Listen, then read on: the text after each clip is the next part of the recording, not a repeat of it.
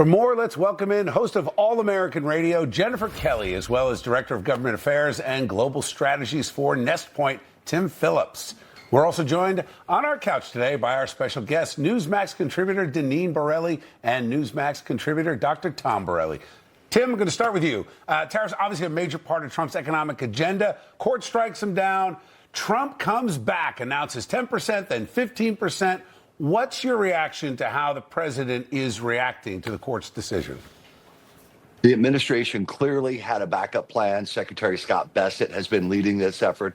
They pulled Section 122 of the Trade Act of 1974 out, bumped it up to 15%. So they have a workaround for this. It can stay in effect for 150 days, which gives them time to figure out next steps. Potentially other parts of the Trade Act of 74 or some other provisions. They could work with Congress, but they responded quickly and actually relatively decisively. I think they knew this decision was most likely headed their way, and they did a good job landing on their feet and taking the actions they need to keep this tariff regimen in place.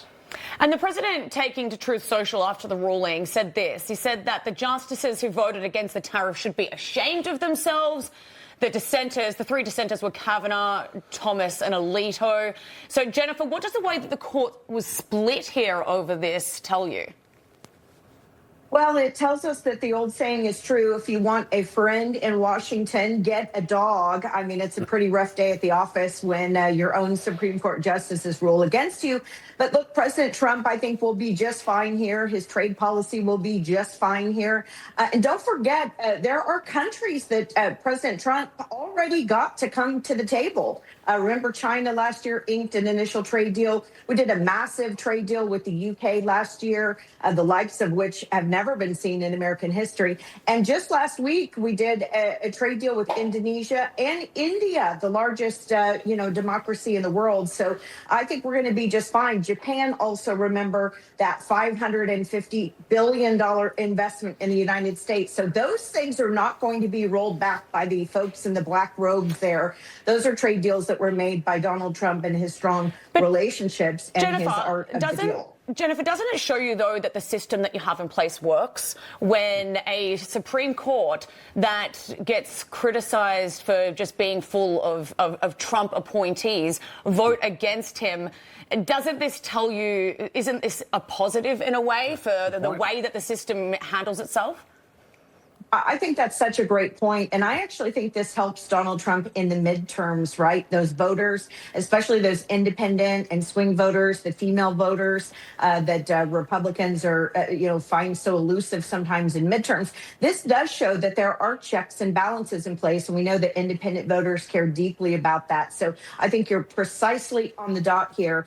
This could actually end up being a net positive for Trump. Voters look at this and say, oh, okay, the system's working as intended. We can stay home from the polls. Maybe our voter intensity is not that high. That's great. Checks and balances. Yeah, right? exactly. That's what they're there for. Yeah. Yeah. Deneen, how do you think this is going to impact the State of the Union?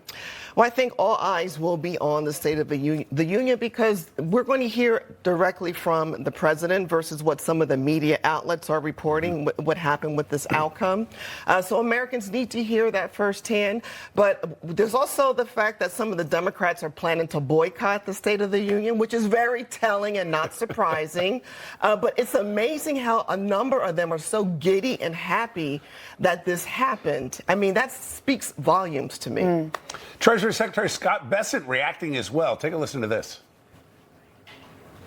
Let's be clear about what today's ruling was and what it wasn't. Despite the misplaced gloating from Democrats, ill-informed media outlets, and the very people who gutted our industrial base, the court did not rule against President Trump's tariffs. 6 justices simply ruled that IEEPA authorities cannot be used to raise even $1 of revenue. This administration will invoke alternative legal authorities to replace the IEEPA tariffs. Tim, let's bring you back. Do you agree with Bessent's assessment with this? Absolutely. IEEPA, the International Emergency Economic Protection Act, it's a relatively narrow provision. There were other options available to the administration, and Secretary Bassett and their team found one with Section 122. And I think that the most difficult part of the Supreme Court decision moving forward is actually figuring out the refund system. Justice Kavanaugh from the dissent side actually said that. He said it's going to be, quote, a mess trying to figure this out. It'll work its way through the lower courts. The Supreme Court did not attempt to find what the remedy will be. So I do think that's going to be probably the most difficult part of this decision, is figuring out almost $200 billion, at least that's the latest estimates, has already been collected, and how that works for a refund system. But the administration moving forward clearly has a plan, and they clearly have other trade provisions they can execute here. Dr. Tom, let's bring you in. We see some of the positive here, and certainly the president's reaction. He's doubling down and coming back. But how does the ruling impact his overall economic strategy? You know, it's a hurdle. I don't think there's any way you could say it's a little roadblock, but you can't roadblock President Trump. As everybody's mentioned, there's other mechanisms to get these trade deals done, and he will do it, whether it's national security, unfair trade practices, dumping in products into the United States. He'll find a way. But it is a roadblock. It's a little hurdle, but he's going to leap over that pretty well, pretty fast. And that's for the American people, because at the end of the day, it's the American first policy agenda that's working for the Americans. Yeah. Good point. We'll see how it goes. Jennifer Kelly, Tim Phillips, thank you very much. We'll see you back at the top of the hour. And Deneen, Dr. Tom, thank you both as well. We're going to see you in just a moment.